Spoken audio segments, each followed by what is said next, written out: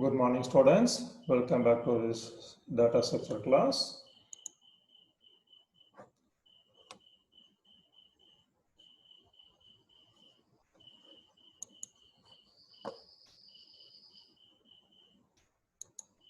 Okay. In the last class, we discussed about class, what is a constructor, what is an object, what is the instant variable of a class, why it is preferable to have the instant variables as uh,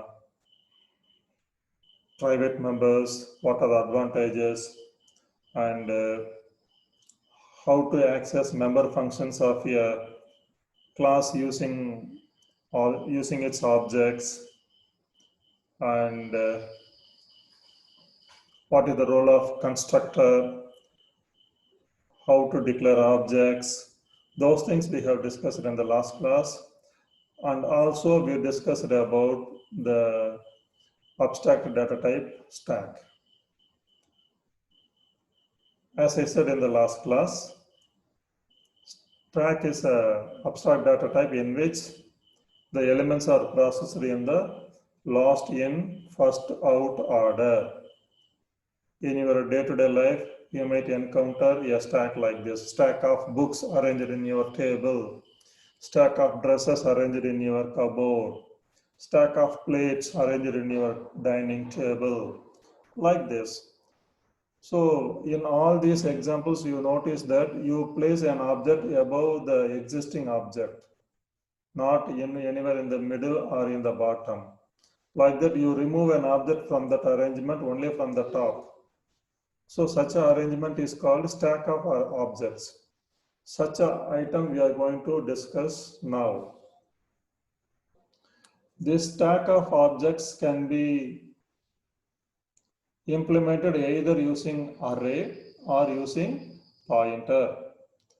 Either using array or using pointer. There is a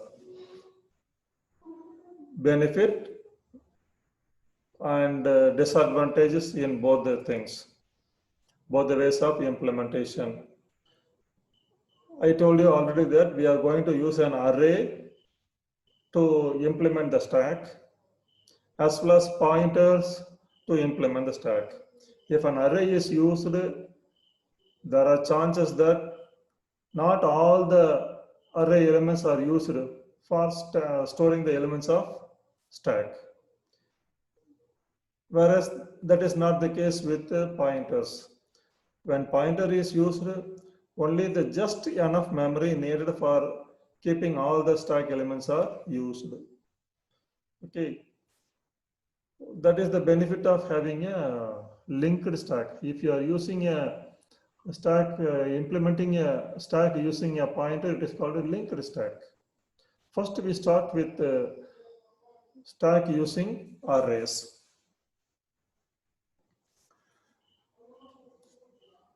As the definition goes, it is an abstract data type in which the elements are processed in the last in, first out order. We are going to use array to store all the elements of the stack. You know that we can access any element of an array straight away using the index values. For example, int college of 100. Then index values of the college starts from 0, it goes up to 99. I can access what is the value in college of 25. I can insert a value in college of 30, straight away I can access. But that is not allowed in stack. There you can use only the topmost value of the stack. All these stack elements are going to be kept in the array only, but what is topmost value in the stack, that only should be accessed. Okay, all the remaining elements cannot be accessed at any time. That is the condition. So we will work out such a condition with some extra variables. Maybe I call that variable as top. The variable top will traverse through the array index locations. So at any time, the value of the top will be any of the index location, index values of the array, index values of the array. Okay. Usually, we store elements of the stack from the first index of that array. From the first index of that array. You know that array index value starts from 0. So if the value of my top is equal to 0 means, that means a value is already available in that array, that is stack. A value of that stack is already available in that array. So when you create a stack initially, you create a empty stack. No elements are there. First of all, you create a empty stack. In that case, what is the value of top? What is the value of top? There comes that question. For that, we will assign a special value called -1. So when top is equal to -1 and when the stack is created, we can claim that that stack is an empty stack. Okay, we will see them one by one now. First, we shall see this figurative representation of this array. Okay, this is the array in which I am going to store the elements of the stack. Okay, this is 0th index, first index, second index, third index, fourth index, fifth index. So values will be pushed from here and popped out from here, popped out from here. Okay, now there is no element in this array, that is stack is empty. Then what is the value of top? I told you that the value of top is the index values. So top will be -1. Top will be -1. Okay. See here, values are pushed here. So when you push value 1 here, it goes to the bottom of the stack. When you push value 3 here, it goes above this value 1. Here, the value of top is equal to -1. Once a value is inserted, top is equal to 0. Then another value inserted, top is equal to 1. Top is equal to 1. That is how. This is the algorithm for pushing a value into the stack. First of all, you should ensure that the stack is not already full. That is, the array is not already full. When the array is already full, then where will you store the value of a new stack element? There's no way. So first of all, you should ensure that the stack is not full. In other words, the array is not full. Then you store the element of that stack in the array. Okay.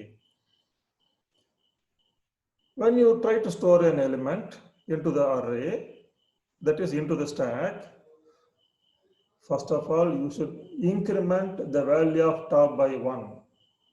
Okay. Supposing there are already 3 values of the stack available in that array means, then since the values are stored from the 0th index of that array, so 0, 1, 2. So top will be 2. The value of top will be 2. So another element is coming in. That means top should be incremented by 1. Top should become 3. In the third index, the new value should be inserted. Then when another value is coming in means the top should be incremented from 3 to 4. In the fourth index, another value should be inserted. That is the logic behind this push operation. The right opposite is pop operation.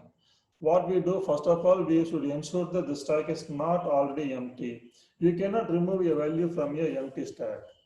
Okay, so when the stack is not empty, what you will do is you pop out the value pointed by top.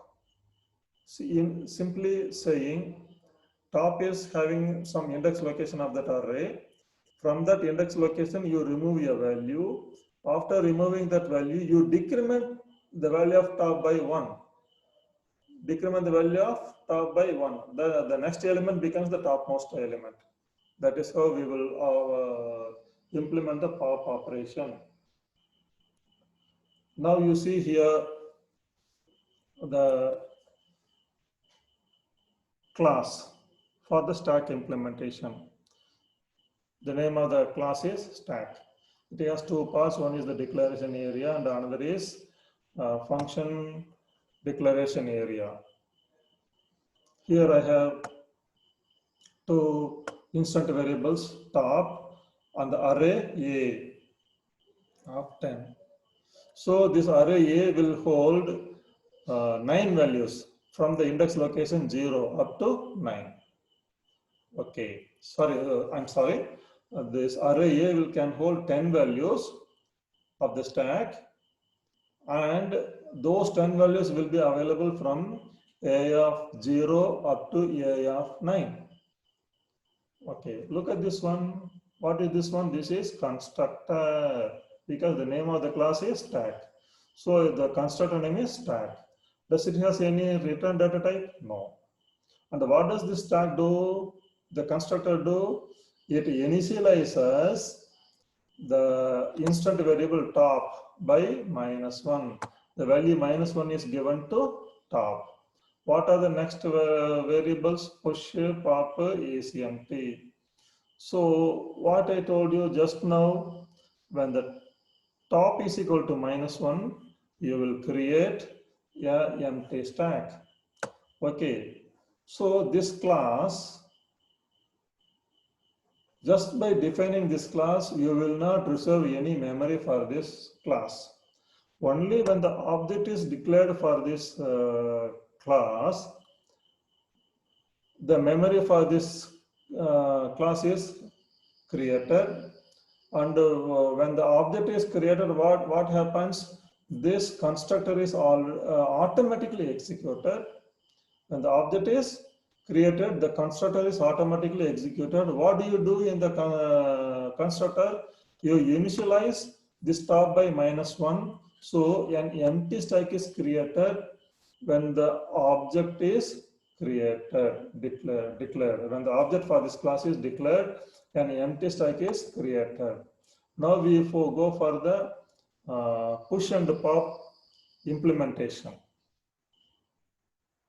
Now you see here, this is the class that we have defined in the last page. Okay, same class. Now you see here, push. First of all, I should ensure that the stack is not full.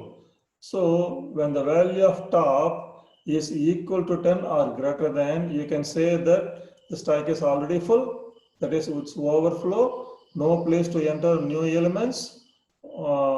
You can withdraw. Otherwise, why it is so? See, the array A can hold only 10 values from 0 to 9, and the top can get any value of 0 to 9. Whereas if top is equal to 10 means then the stack is full. Okay. So else, that means if this condition fails, that is top is not equal to 10, anywhere less than 10, then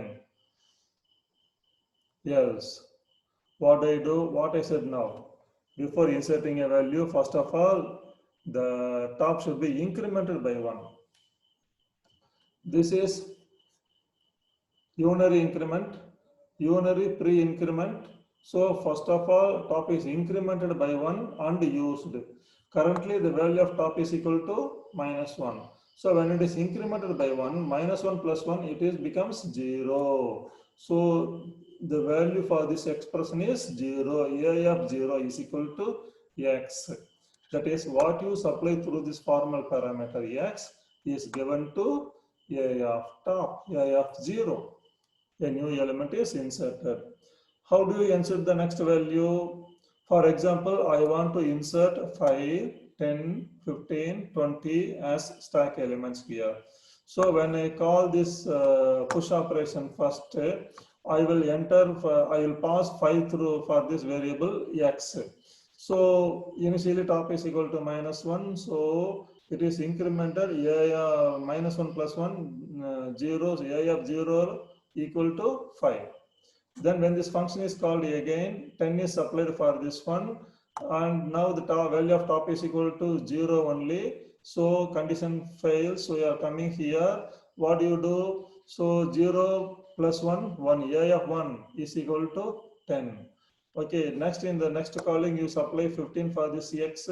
So again here you will see plus plus top. So 1 plus 1 2 A of 2 will be 15. Like this values will be kept on inserted whenever this function push is called. Okay, once the value of top becomes equal to 10 or greater than, we cannot insert any more value into the stack. That is how this push mechanism works. Okay, you can simplify this push mechanism even more better. Okay, that we will see when we implement stack for our lab work. Okay.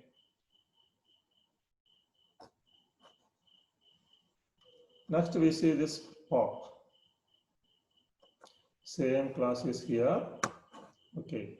Pop means removing a value from the stack. Removing a value from the stack. Okay. You cannot remove a value from a empty stack. First of all, you should ensure that the stack is not empty. How do you know whether the stack is empty? At the time of creating a stack, we set top is equal to -1. This -1 is less than 0, isn't it? So by checking the value of top, you can say whether the stack is already empty or not. So if top is less than 0, if top is less than 0, you can say the stack is underflow, that is empty. So you cannot remove a value from the stack. You cannot remove a value from the stack. Otherwise, that is if top is not less than 0, that is top is from 0, 1, 2, 3 up to 9, then there are some elements in the stack that you can remove, So you are coming to the else part. Here you can always remove a value from the top location of that stack. So the top location of that stack is pointed by the variable top. So you are keeping those elements in the array A. So A of top is picked up. The value available in A of top is picked up and stored in D. What I told you in the beginning, once a value is picked out, the top should be decremented by 1. Top should be decremented by 1. So that's why we are putting top is equal to top -1, top minus post decrement. So after using the value of top, the top is decremented by 1. So initially, if the value of top is equal to 9 means, then A of 9 is picked up and stored in the variable D, and the value of the variable D is returned back. Then after supplying the value of A of 9 to D, then it becomes A of 8 because of this decrement operator, A of 9. Then A of 8. A of 8 is here. Then the value in A of 8 is given to D, then that is sent. Then it becomes A of 7 because of the decrement operator. Like this, one by one, it will keep on coming down. At once, top will become 9. Then A of 1 is also given to D. Then after giving A of 1, top is decremented by 1. Then it becomes A of 0. The value available in A of 0 is given to D. Then it is decremented by 1. Then it becomes 0 minus 1 minus 1. So when it is -1, here top is less than 0, -1. So it becomes underflow. The loop, you cannot remove a value from the stack. You cannot remove a value from the stack. That is how the pop mechanism works. Okay.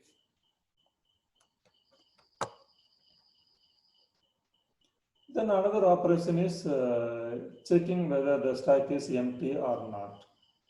So instead of putting conditions like this, you can simply call this is empty function here and straight away go for this one. That is a even more simpler way of popping a value from the stack. So then what would be the statements for this is empty? Can you predict? when do you say the stack is empty and top is equal to -1? By probing the value of current value of top, you can claim whether the stack is empty or not. You can say whether the stack is empty or not. So the statement for this is empty function will be like this. If top is equal to -1, return 1, else return 0. Why we are returning something? Because the return type is int. Okay, so if top is equal to -1, return 1, else return 0. So if such a function is called here, what is that? If not is empty, d is equal to a of top minus return d. In other words, if not is empty, see out a of top minus. That's all. A value is popped out, and that statement will work as like this here, Then what is this one? Useful. Sorry, there is a space here. It should not be like this. Okay, useful. How do you say the stack is full? See, the array can hold maximum of 10 values from the location 0 to 9. Okay, when top is equal to 9, you can say the stack is full. So, by probing the value of top, you can say whether the stack is full. So, if top is equal to 9, you can say when top is equal to 9, you can return 1, else return 0. So when 1 is returned back, the stack is already full.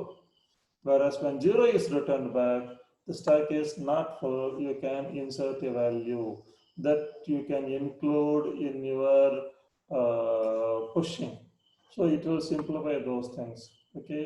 So in today's class, we have discussed about how to declare a class and what are the instant variables for that stack, and what is the constructor for that stack, and what are the member functions, how to implement the push, how to implement pop. Those things we have discussed in this class. Still more other functions like isempty, useful can be implemented, that we will discuss in the coming class. Stack has a immense application in several things. For example, it can be used to convert your infix expression into a output expression. What is that infix expression? Yeah, what is an expression? An expression is nothing but a collection of operands connected by operators. Collection of operands connected by operators is called a infix expression. Expression. Then expressions are of different kind: arithmetic expression, logical expression, like this. What is an arithmetic expression? If an expression is made up of arithmetic operators like plus, minus, star, slash, then that expression is a arithmetic expression. If an expression is made up of operators like relational operators, less than or equal to, greater than or equal to, then that is a relational expression. Here we will consider only the arithmetic expressions which are made up of arithmetic operators. For example, x plus y is a arithmetic expression. Why it is so?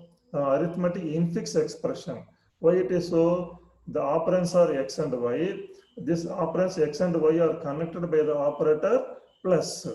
So such a infix expression x plus y can be converted into a postfix expression. What is the postfix expression? An expression in which the operands comes first, the operator comes last.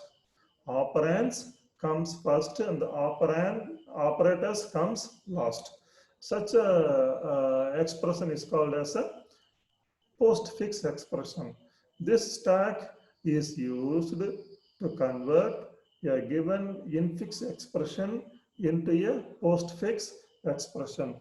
Those things we will study them as application of stack. Okay. So remaining things we will discuss in the coming classes. Okay. Thanks for attending. Okay.